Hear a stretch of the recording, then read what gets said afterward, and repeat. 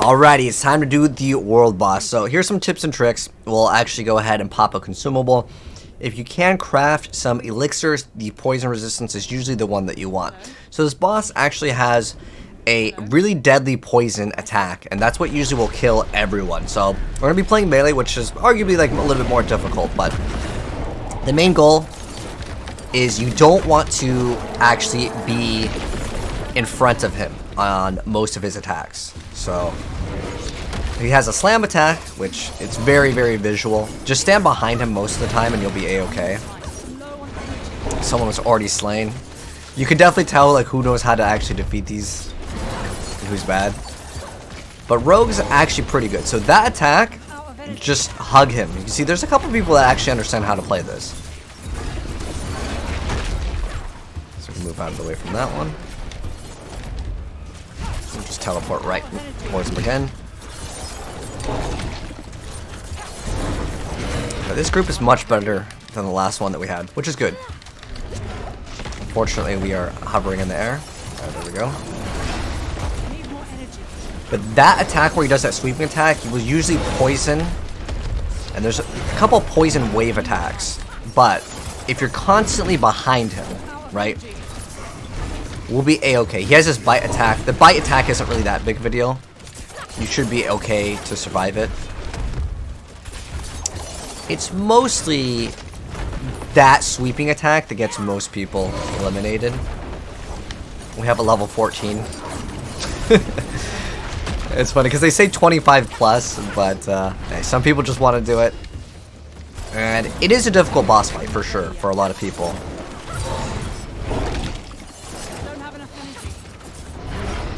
Yeah, Ashava is actually pretty easy. A lot of people will try to play ranged because they notice they're getting one-shotted, but I think the key to a good successful run is just understanding how the boss works. And again, if you just sit right by his toes in the back, you'll be good to go. You see, he just bit someone else. He's doing the slam attack.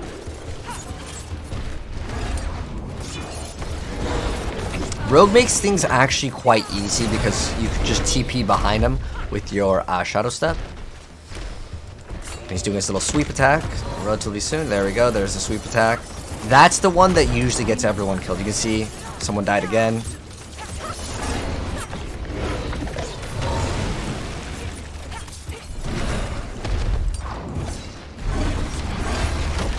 But there's a giant like white circle.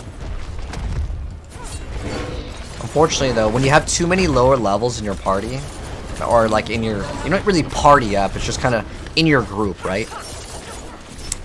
It tends to make things way more difficult because they contribute little to none in the fight. You can see the same people are going to be consistently just dying. But it's actually a really easy boss fight. It's just obviously day one, you know.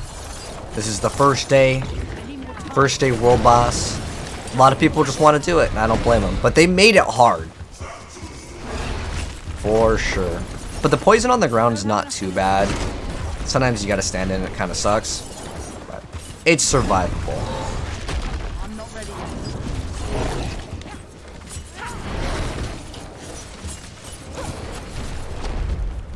Hopefully we can get this boss down. Sometimes, if you have a bad group, just undoable. Like level 14, how much damage do you think he's contributing? Probably very little.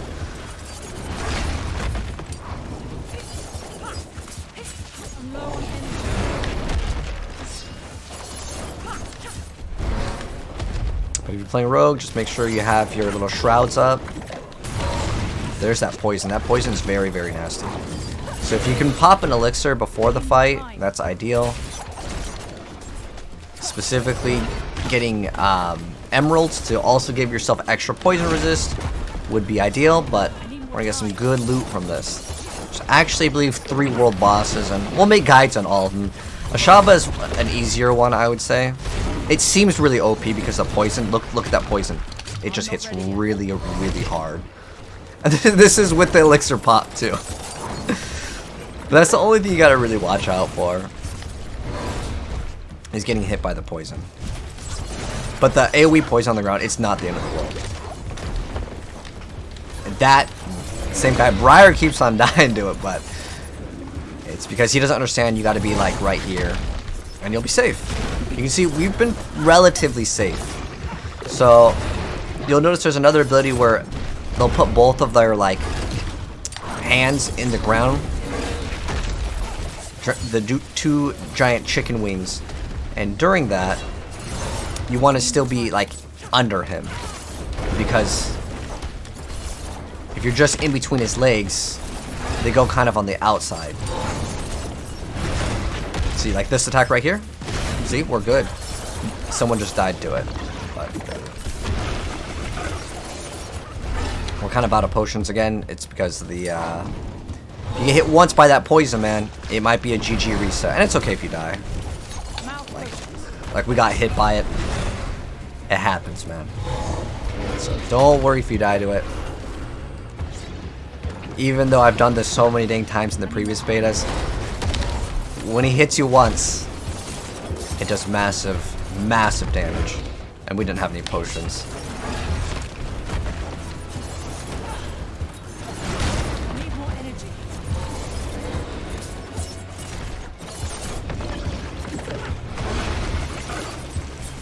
So we only have really like one, or there's a guy that's level 18. Ideally, we want to have everyone max. Obviously, it makes it much easier. So they're not constantly just dead. But also, if you want to repair your items like before coming in, it is ideal. Like I said, this poison is not so bad. Just dodge out of that. And eventually, sometimes people, they'll want to revive from you.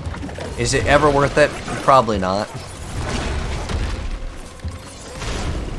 Oh, there's that. You can see how fast your health drains when he hits you.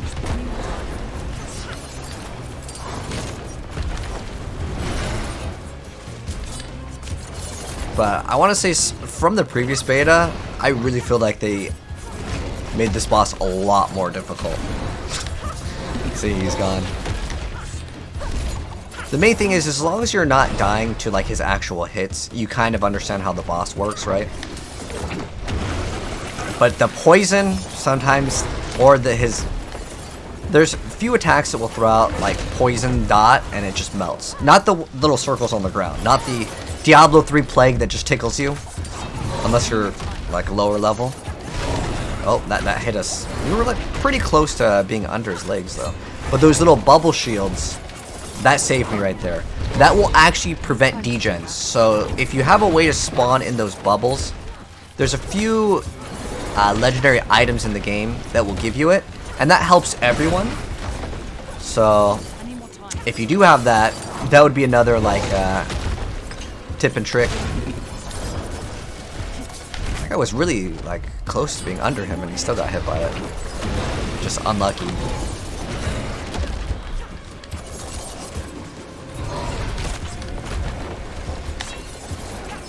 Keep up your mobility and you should be okay. Unless you get touched by his poison dot. I feel like the damage is a little bit too mean for the beta. But I guess they want you to feel like it's really hard. Let's see how many legendaries will we actually get from this boss fight.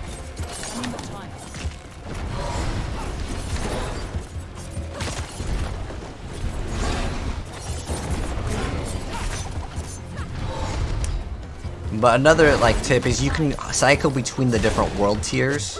Got hit by the poison. And check out, because the difficulty doesn't really matter as far as I'm aware of. Because you get increased gold and XP and everyone's going to be max level. Gold doesn't really matter too much right now. Because the price of respecking isn't super expensive.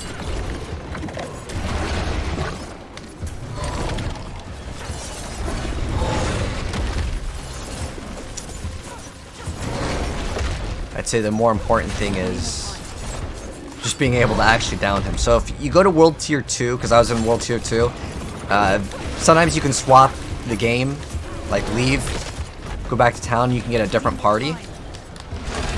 Or a group. You don't actually necessarily party up, but if you notice that there's too many low levels, you might not be able to complete it.